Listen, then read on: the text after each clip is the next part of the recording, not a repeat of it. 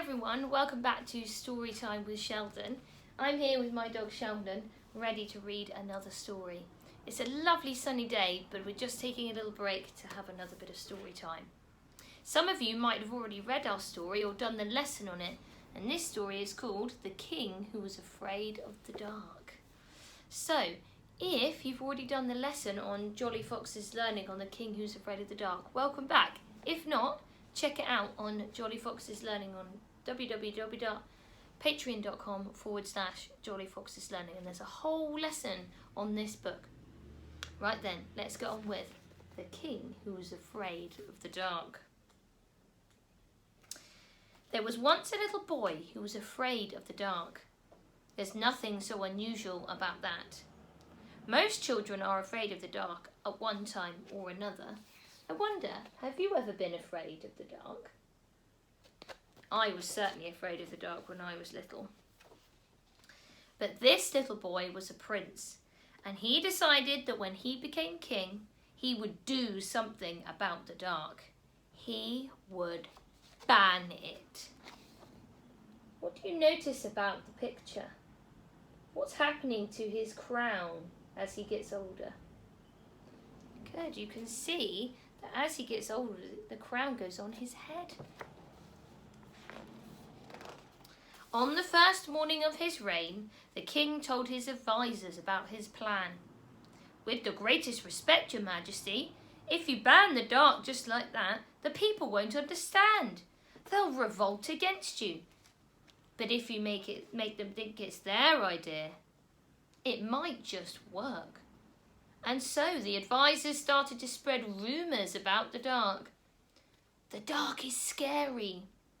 The dark is boring. You can't play in the dark. Read all about it. The dark is stealing your money. The dark is taking your toys and sweets. Oh my goodness. Is that true?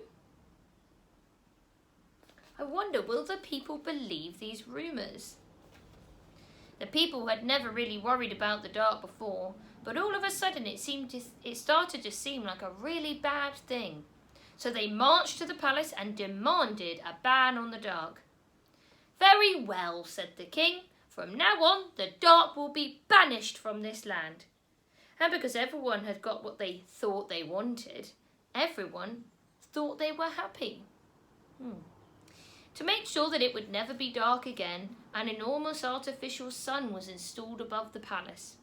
Left a bit, right a bit. My goodness. Even when the real sun set, the artificial sun kept shining. All day and all night it glowed in the sky. Curtains were taken down, anti-dark hats were issued. Lamps shone from every window 24 hours a day, 7 days a week. The people stayed up all night celebrating, which was easy because it never got dark. There you go. I wonder if you would like a ban on the dark so you could party all night long. That does sound like fun. But soon the people were tired of celebrating. In fact, they were just tired. With all the lights on all the time, no one could sleep at all. And with no real night time, the days dragged on forever. The people had made a mistake. They realised pretty quickly that they needed the dark back. But if anyone tried to switch their lights off, the light inspectors would make them pay a fine. Oh my goodness. It all started so well. As the king tried to sleep under the glare of 100 light bulbs, he heard shouts from outside the palace. Don't worry, Your Majesty, said the advisors. What we need is a distraction. So you can see the people there shouting at the king outside his bedroom window. To get the people excited about the dark ban again, the advisors decided to throw a big party. Great celebration of the dark ban with fireworks, the brightest thing of all. But the people weren't as silly as the king advisors thought they were. Whisper by whisper, they hatched their own plan. What do you think that plan is going to be? What do you think they're going to do? On the night of the great celebration, the king stood on the roof to watch the fireworks. But the sky was so bright that when the first firework went off, nothing could be seen at all. The king sighed. Oh, can't see a firework in sight. Meanwhile, elsewhere in the kingdom, a house switched off its lights. The light inspectors knocked on the door. At that moment, the lights in the house next door went off. And the lights in the house next to that. And the house next to that. The same thing was happening on the street next to that. And the street next to that. The sky began to dim. What would the light inspectors do? The light inspectors began to panic and called for backup. All the guards at the palace rushed to help them. And that's when, with the palace unguarded, a small group of people climbed up the walls and switched off the very last switch. The sky went dark. The king shuddered.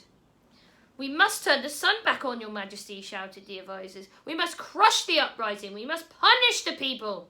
"Shh," said the king. "Look. There are the people turning off the artificial sun."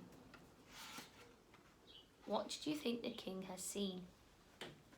The lights had gone out just in time for the grand finale.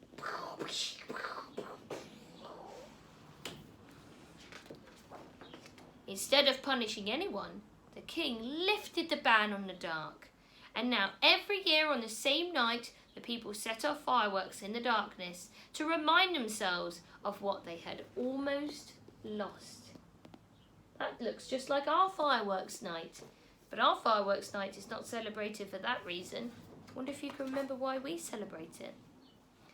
The king is still sometimes a little bit scared of the dark, but he sleeps with a nightlight these days. If only he'd done that in the first place, this whole mess could have been avoided. And there he is, sleeping soundly. Well, I hope you enjoyed that book. And I hope it makes you understand that the dark isn't really that scary. There's lots of great things that we can do in the dark. If you're watching this before bedtime, I hope you have a lovely sleep and we'll see you next time. Bye.